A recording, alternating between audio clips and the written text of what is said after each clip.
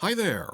Reports just came out that A Knight of the Seven Kingdoms, the second Game of Thrones spin-off series, actually will be filming some reshoots later this year, leading up to the premiere itself in early 2026.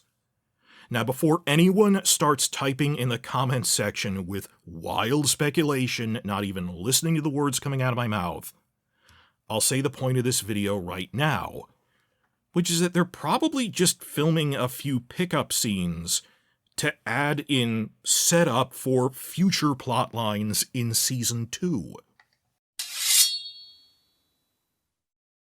This info that they're going to have reshoots comes from the always reliable fan reporter House the Dragons, but even they acknowledged we don't know the actual scale of these reshoots, big or small, which is important because TV shows have small reshoots all the time in post-production.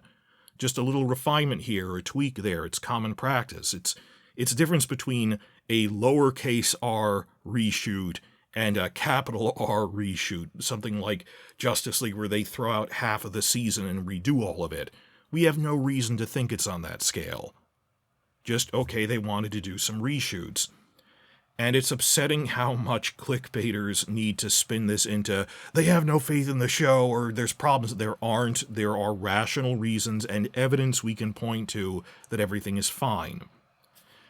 Well, people are upset that it got delayed not once but twice. That Season 1, which is based on the first Dunk and Egg novella, was originally supposed to come out in spring. Like, it would have come out back in March. But that was always a little more tentative. It wasn't an official announcement. That when the official announcement came, they pushed it back to fall. And I said, well, because of the strike, they need to ration out their content more throughout the year because it's a little thin. That made sense. But then at the Warner Upfront last month, they announced it's officially delayed to early 2026. And I already have a whole bigger video than this one. I'm doing this audio only, just dashing it off because there isn't much to say. I said they probably just wanted to delay it to be the flagship of their big Europe launch for the HBO Max streamer then. That they realized that HBO Max coming out in the UK and Germany will be huge. It's actually coming out ahead of schedule. Looking at their schedule, they went, why would we tell people to watch Dunk and Egg on Sky Atlantic, but then 4 months later switch over to HBO Max when it launches? That makes no sense. That would actually really goof up Dunk and Egg if they launched on Sky Atlantic there before HBO Max was set up. So from a business standpoint, it entirely made sense to do that. I would have told them to do that if they didn't. But still, people had to yell. But one of the things I pointed out at the time, because this wasn't the first delay, this was the second delay, was if there were problems with Season 1, they would have been doing reshoots back in spring, and they didn't. When they initially pushed it from spring to fall, there was no talk of reshoots. And everyone gave glowing praise for the rough cut behind the scenes. George R. R. Martin loved it, as well as the HBO executives. There's a whole article I pointed to with their head of drama division, Francesca Orsi, saying how much they really like Dunk and Egg from what they saw of the rough cut. So there was no reason to think they'd lost any confidence in it. So why are they now doing reshoots? Well, Occam's razor, the simplest, therefore most probable explanation, is that they're actually so confident in Dunk and Egg that they're doubling down on it. And we have evidence of that in her interview from like 2 months ago, Francesca Orsi said, we are actively planning to film seasons 2 and 3 back to back. That it is just short of an official green light, but in all but name, on paper, this has functionally been greenlit through Season 3. They've already remarked in that we're planning to film the second and third seasons back to back. So with that key piece of information, no, we really like it, we want to batch order it, I think they liked it so much that they wanted to go back and add in some scenes setting up the future seasons. Which makes a lot of sense if you're familiar with the Dunk and Egg novellas. And fans have been speculating on this for months. I have made videos on this, other channels have. Because The first novella is very self-contained. It's at a tournament. It is setting up the rivalry with Bright Flame, but in terms of the political situation in Westeros about 70 years after the Dance of the Dragons, but still like 90 years before Game of Thrones, they don't set that up until the second novella. And there are two major plot elements which run through the rest of the Dunk and Egg novellas, because there's arguably going to be like 12. We've already talked about, well, you could make up to 7 seasons on this based on stuff from the World of Ice and Fire, even though there's only currently 3 extant novellas. The two main plot elements that only then get introduced in the second novella, which dominate the rest of them throughout their entire run, are the Blackfyres and the Plague.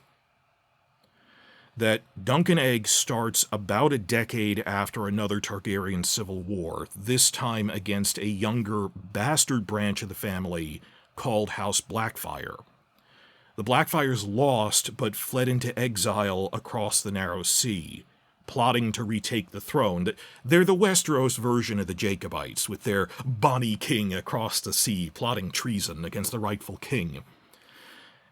And a lot of characters who will be in Season 1, like Egg's own father, Maekar, or his uncle Baelor, they were veterans and heroes of the Blackfyre Rebellion, putting down the rebellion.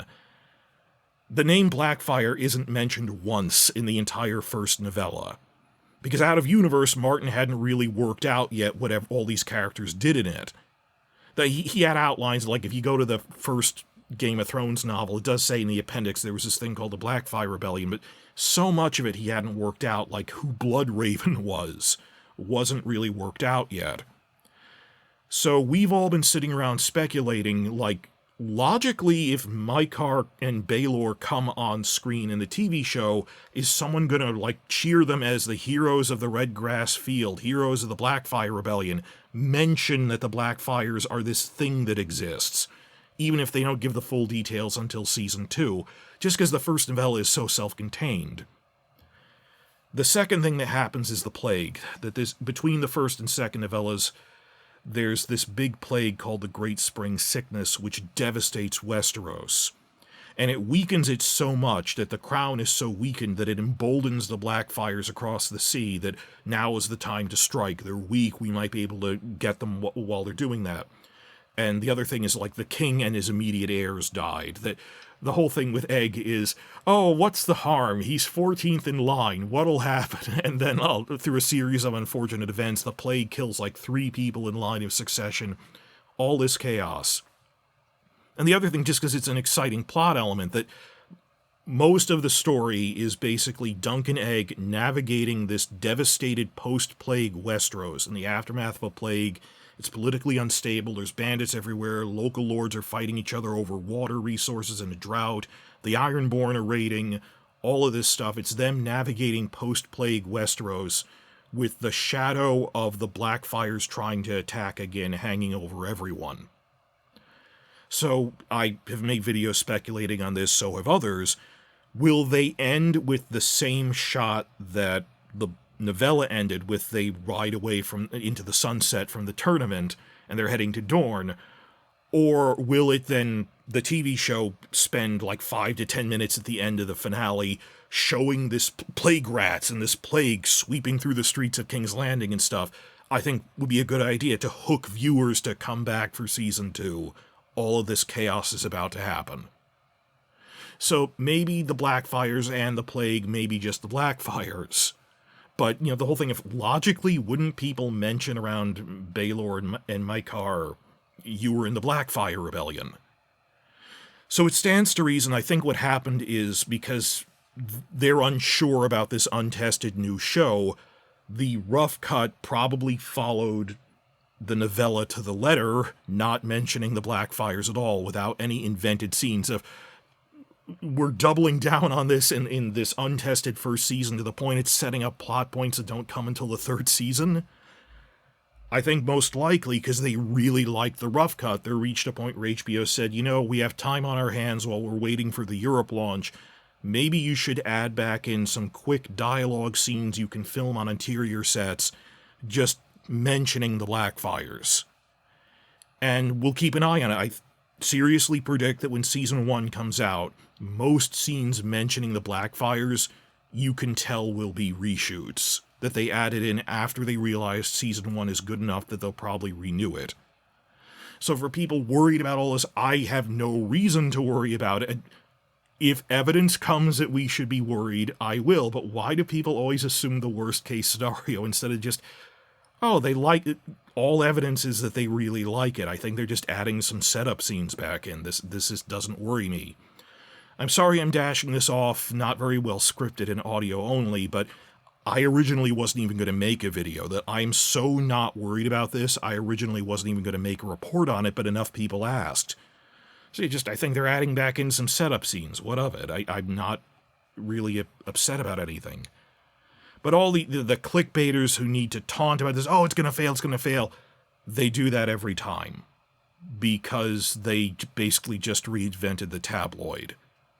And then when things succeed, suddenly they have nothing to say, or they just make stuff up. Another thing I wonder if they're going to do is, we know they cast Rohanne Weber for she's the main female character of the second novella, but she's a lady from the Reach, and this tournament is in a nearby part of the Reach. It makes sense that she would be at that tournament. But, and we've seen from casting reports, this is blatantly Rohanne Weber. Maybe they'll give her more dialogue, like with one of the Lannister boys is trying to woo her, and she spurns him at first, this whole thing, not going to get into it. Maybe they're going to add more scenes beefing up this Rohanne Weber actress, who we know they cast. Do just various things to set up future plot lines. Maybe Maester Aemon wasn't originally in the first cut of this, but they're going to add him back, because they mention that off-screen, between the first and second novellas, they went and met him.